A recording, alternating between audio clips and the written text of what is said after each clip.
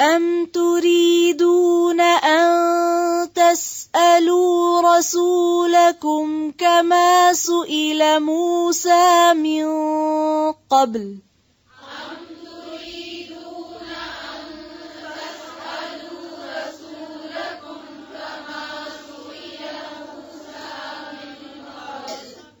پھر سے پڑھیں.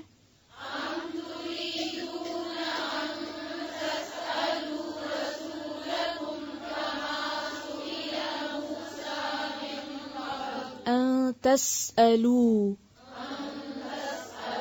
لام پہ کیا ہے اور آگے کس طرح پڑھیں گے؟ تسألو پڑھ سکتے ہیں؟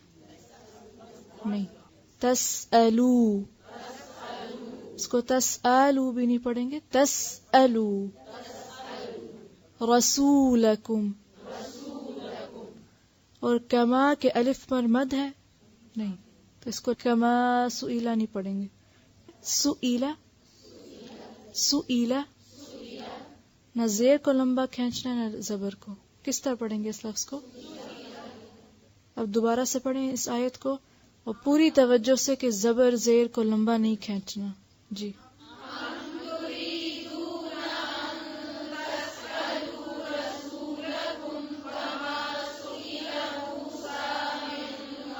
پھر سے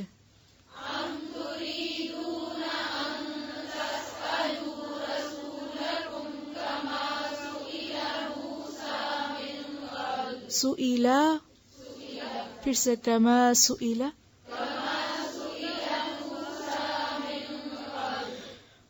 وَمَن يَتَبَدَّلِ الْكُفْرَ بِالْإِيمَانِ فَقَدْ ضَلَّ سَوَاءَ السَّبِيلِ.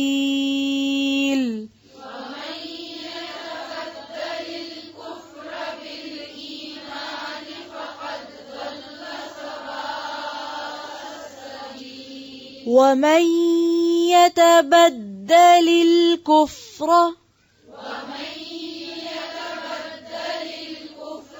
بالایمان، بل نہیں ہے، بل. پھر سے ومن یتبدل،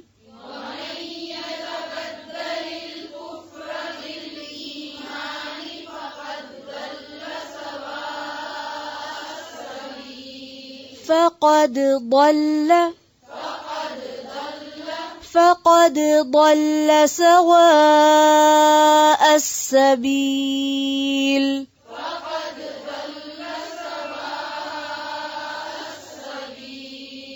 جی، ضاد کے اوپر تشدید نہیں ہے اور دال کو الگ پڑھیں گے، ضاد کو الگ، دونوں کی الگ آواز آنی چاہیے، ملا کے نہیں پڑھیں گے. فقد ضل نہیں پڑھیں گے، فقد ضل. پھر سے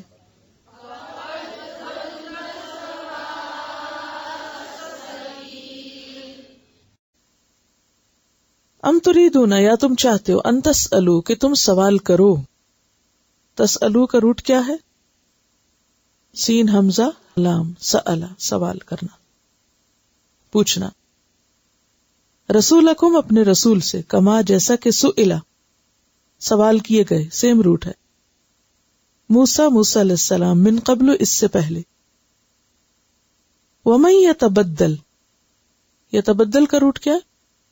بے دال لام، الکفر کفر کو، جو کوئی بدل کر لے گا کفر کو، بالایمان بدلے ایمان کے، فقط دل تو پس تحقیق وہ بھٹک گیا.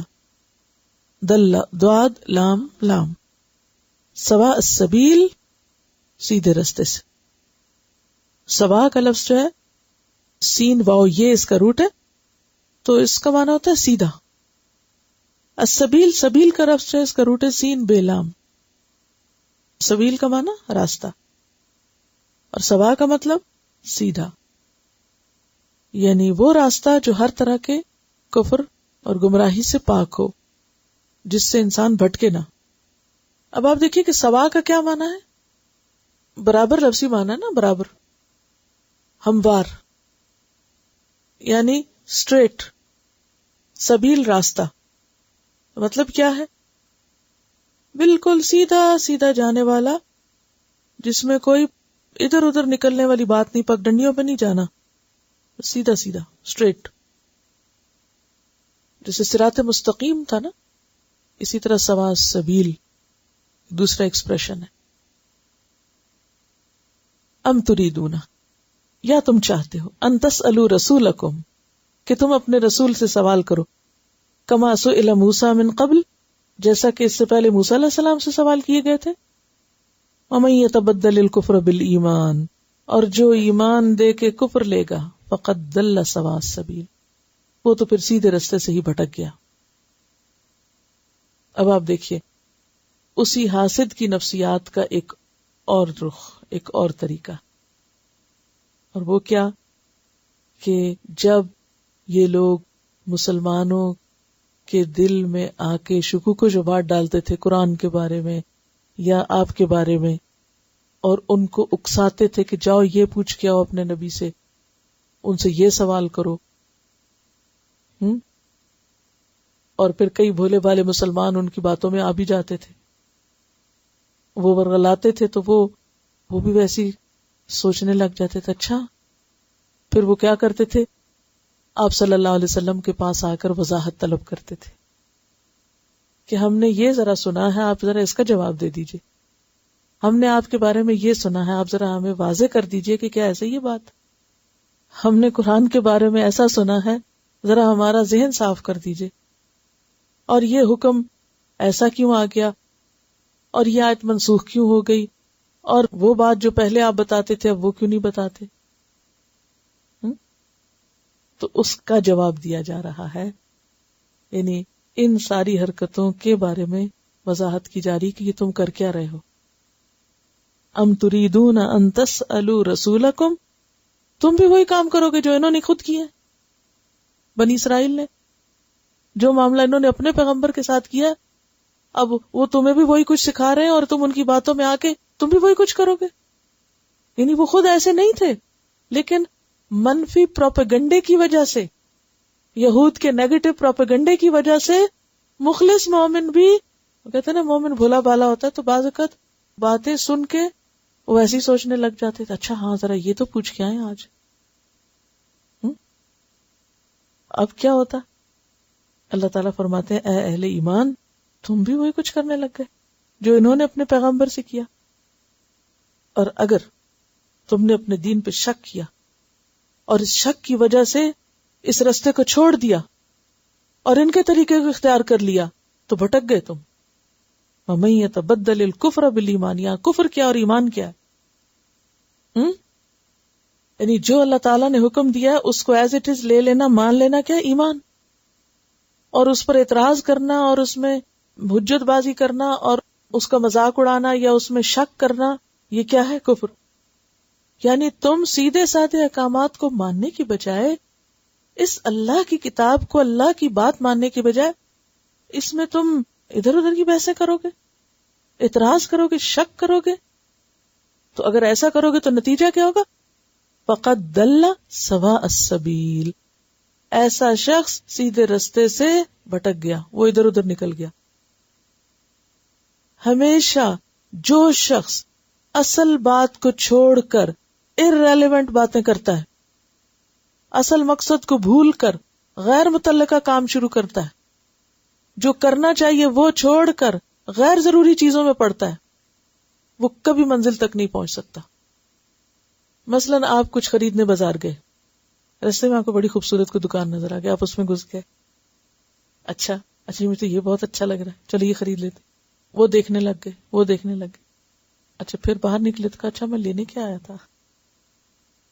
وہ کہہ رہی ہیں کبھی کبھی واپس بھی آ جاتے ہیں، گھر آ کے یاد ہے اوہ میں لینے تو فلاں چیز گئی تھی، تو وہ کیا ہوا؟ ضل سواء السبیل. جو لینے گئے تھے وہ تو لیا نہیں، کسی اور چیز میں کھو گئے، کسی نے باتوں میں لگایا وہیں کھڑے ہو گئے. بعض اوقات ایسا تھا نا، آپ کو بہت اہم کام کرنے جا رہے تھے، اتنے کو ٹیلی فون آ جاتا ہے، اچھا جب وہ فون بند ہوتا ہے تو آپ سوچتے ہیں کہ وہ کیا کرنا تھا، یا آپ کے مائنڈ میں کوئی ایک چیز تھی، اتنے میں کسی اور نے کچھ اور کی، وہ اپنی تو گئی بھول، اب سارا وقت وہی سوچے چلے جا رہے ہیں وہ فلانی بات کیوں کی تھی. تو یہ ساری کیفیات کیا ہوتی ہیں؟ اصل کو چھوڑ کر غیر متعلقہ irrelevant ایشوز میں گھس جانا. اب اس میں دیکھیے بازار میں اگر آپ اصل چیز لینے کی بجائے غیر متعلقہ چیزیں لیتے گئے تو کیا نقصان ہوگا؟ مال کا بھی اور وقت کا بھی. اور جو چیز کرنی تھی وہ نہیں کی تو وہ الگ نقصان. 3 ہوگا نقصان. جی ہاں، کہتے اکثر فریج کھول کے کھڑے ہو جاتے کہ کیا نکالنا تھا. اچھا ایسا کیوں؟ تو بھول جاتے ہیں نا. اچھا کیوں بھولتے ہیں؟ کوئی اور چیز ہمارے دماغ پہ چھائی ہوئی ہوتی ہے، اور عموماً کیا فضول قسم کی باتیں. کسی نے کچھ کہہ دیا، کچھ ہمارے منہ سے نکل گیا، کوئی اور کام خراب ہو گیا. شیطان کے وسوسے بھی ہوتے ہیں، وہ بلواتا ہے کہ یہ اصل سے ہٹ جائیں. اچھا جیسے آپ یہاں پر آئے، پڑھنے کے لیے آئے، سب گار بار کام کاروبار چھوڑ کے یہاں بیٹھے، کتاب آگے کھلی، قلم ہاتھ میں، اور سوچ رہے ہیں کچھ اور. دل سوا سبیل، کہیں اور پہنچے ہوئے.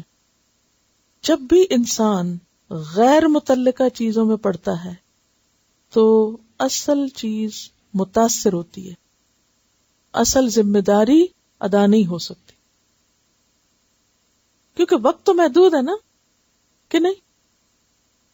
یہاں آنے کے بھی گھنٹے محدود ہے نا، لمیٹڈ ٹائم ہے. اب اس کو آپ ڈبل تو نہیں کر سکتے، اتنا ہی ہے جتنا ہے. اگر اس وقت میں نہیں کیا اور آپ یہ سوچ کے کرتے جائیں اچھا کل کر لیں گے، پھر کر لیں گے، اگلے ٹیسٹ میں کر لیں گے، پھر ہو جائے گا، پھر ہو جائے گا، کب ہو جائے گا؟ تو عقل مند انسان ہمیشہ کس چیز کو مد نظر رکھتا ہے؟ اصل نقطے پر سے نہیں ہٹتا. یہ میری زندگی کا نمبر 1 کام ہے، پرائرٹی پر ہے، اس کو نہیں چھوڑنا، ورنہ آپ اور چیزوں پڑھ کے اصل چیز چھوٹ جائے گی. ایک فطری اصول ہے. مثلا اگر آپ کھانے سے پہلے فالتو چیزیں کھا لیں ادھر ادھر کی، کوئی سویٹ کھا لیں، کوئی کچھ کھا لیں، کوئی ادھر سے ادھر سے ادھر سے، کھانے کی میز پر چاہے کتنا بھی اچھا لذیذ کھانا ہو تو کیا ہوگا؟ دل نہیں چاہے گا. تو اب آپ نے جو جنک سے پیٹ بھرا ہوا ہے تو وہ آپ کے لیے نقصان دہ ہے. یہ زندگی کے ہر معاملے میں ہے، صرف اس میں نہیں. ہمیشہ یہ دیکھیں کہ آپ اپنے ٹائم کو کس طرح انویسٹ کر رہے ہیں. مثلا ایک کاروبار کرنے والا شخص اپنے کاروبار کے وقت میں فون پہ دوستوں سے باتیں کر سکتے؟ کسٹمر سامنے کھڑا ہے، وہ فون پہ کرے گا باتیں ادھر ادھر؟ بتائیے کیوں نہیں کرے گا؟ کسٹمر چلا جائے گا. کسٹمر چلا گیا تو کیا ہوگا؟ نقصان. وہ فون نہیں کرتا. ٹھیک ہے. اچھا بہت سے لوگ تو نماز بھی نہیں پڑھتے. وہ کہتے ہیں اگر ہم نماز پڑھنے لگے تو وہ لوگ آ کے چیزیں اٹھا لیں گے. اگر لوگ دنیا کی خاطر نماز جیسا فرض چھوڑ سکتے ہیں، حالانکہ وہ فرائض میں سے ہے، آپ کچھ بھلے بندوبست کریں، کسی اور کو کھڑا کریں، کچھ کریں، لیکن آپ نماز تو نہیں چھوڑ سکتے کیونکہ وقت کی پابندی کے ساتھ ہی پڑھنا ہے آپ کو. کیوں چھوڑ دیتے نماز؟ کیونکہ اس وقت بزنس ٹائم ہے، اگر نماز کے لیے گئے تو وہ بزنس کے اتنا پیسہ کم ہو جائے گا. اس مال کی خاطر جو ابھی چھوڑ دینا ہے، آج جان نکلے تو آج ہمارے سے گیا، اس کے لیے تو ہم ہر چیز قربان کرنے کو تیار ہیں. اور اپنی آخرت کو کس طرح ہم بھولے ہوئے ہیں. ایک ایک لمحہ زندگی کا قیمتی، ہم فضول باتوں میں گھنٹوں ضائع کر دیتے ہیں. بعضوں کو چھوٹا سا ڈیسیژن لینے میں کہ آج کیا پکائیں کتنا وقت ضائع کر دیتے ہیں، آج کہاں جائیں کتنا وقت ضائع کر دیتے ہیں. ہم میں سے ہر ایک اپنے بارے میں سوچے، کیونکہ جب تک ہم اپنے ساتھ سچے نہیں ہوں گے نا کوئی فائدہ نہیں. ہمارا فائدہ نا اگر ہم اپنے وقت کو بچائیں گے تو زندگی کو پرائرٹائز کریں، کاموں کو پرائرٹی پر رکھیں. اور جیسے میں نے آپ کو مثال دی تھی نا پہلے دن کہ وہ ایک پروفیسر نے طالب علموں کے سامنے سب سے پہلے خالی جار رکھا اور پوچھا کہ اس میں کیا ہے؟ تو انہوں نے کہا کچھ بھی نہیں.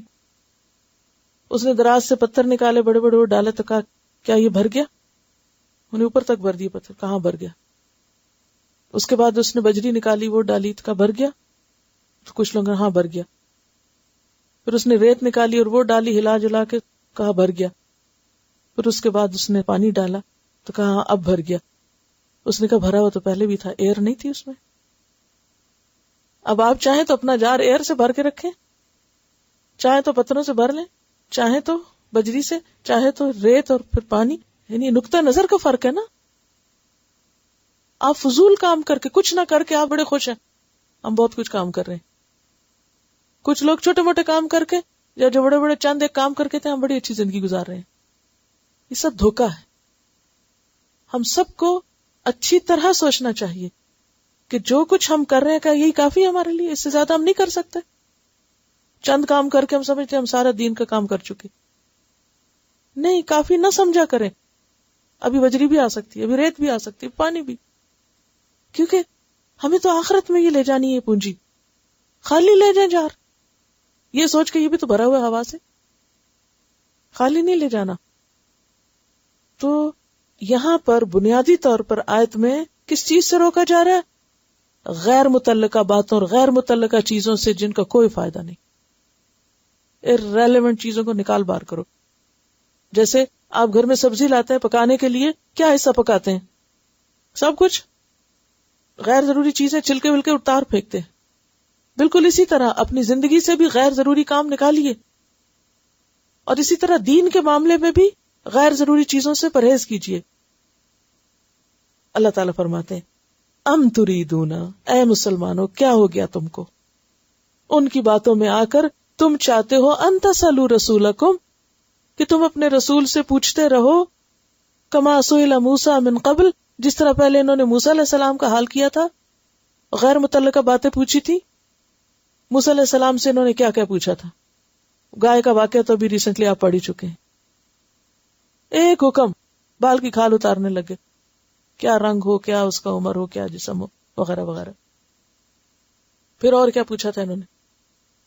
ایک موقع پہ پوچھا ارین اللہ جہرتن، اللہ تعالیٰ کو دکھا دیجیے. ایک جگہ کہنے لگے ہم نہیں مانیں گے تمہاری لائی کتاب کو یہاں تک کہ ہمیں بھی نہ ملے. یہ مسلمان ان کی باتوں میں آ کے آپ سے آ کے غیر ضروری سوال کرتے. اب آپ دیکھیے اس وقت جیسے ہم بیٹھے ہوئے نا، مجلس ہو رہی، ایک تو یہ ہے کہ سبق سے متعلق سوال کیے جائیں اس کو سمجھنے کے لیے، اور ایک کیا طریقہ ہو سکتا ہے، غیر متعلقہ باتیں پوچھی جائیں جو اس سبق سے ریلیٹڈ نہیں ہے. اس کا نقصان کیا ہوگا؟ وقت تو گزر جائے گا نا، اور اصل سبق پیچھے رہ جائے گا. تو یہاں پھر صحابہ کرام کو علم حاصل کرنے کے کیا سکھائے جا رہے؟ آداب. جیسے پہلے کہا گیا نا رائے نہ مت کو، یہاں کیا کہا؟ غیر ضروری سوالوں سے پرہیز کرو. تمہارے دشمنوں کی نکالی ہوئی منہ شگافیاں اور ادھر ادھر کے سوال، ان سے تم بچو.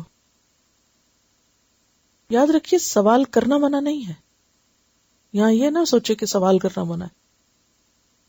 قرآن پاک میں آتا ہے فَاسْأَلُوا أَهْلَ الذِّكْرِ إِن كُنتُمْ لَا تَعْلَمُونَ، جاننے والوں سے پوچھ لو اگر تمہیں نہیں پتا. لیکن جو باقی تم پر کوئی واقعہ پیش آنے والا ہے یا کسی مشکل میں، پھر پوچھو. اچھا بعض لوگ ان کے بس ذہنی خلل ہوتا ہے، وہ شیطانی وسوسے ہوتے ہیں اور غیر ضروری سوال کرتے ہیں جن کا حقیقت سے کوئی تعلق نہیں ہوتا. بعض لوگ کیسے سوال کرتے ہیں؟ صرف دوسرے کو ٹیسٹ کرنے کے لیے، اچھا بھلے ان کو آتا ہے. بعض لوگ کس لیے سوال کرتے ہیں؟ کرٹیسائز کرنے کے لیے، حجت بازی کرنے کے لیے، سوال سے سوال نکالنے کے لیے. کوئی غرض نہیں، کوئی مقصد نہیں، کوئی سیکھنا مطلب نہیں. ایسے سوالوں سے منع کیا گیا ہے، یعنی غیر ضروری چیزوں سے. اور پھر قرآن پاک میں کئی سوال آتے ہیں، یسألونک عن الخمر والمیسر، یسألونک ماذا ینفقون، یسألونک عن الیتامی. تو سوال تو ضروری ہے علم کے لیے، اچھا سوال آدھا علم ہے. لیکن ایسے سوال جو انسان کو اصل سے بھٹکا دیں ان سے منع کیا گیا ہے.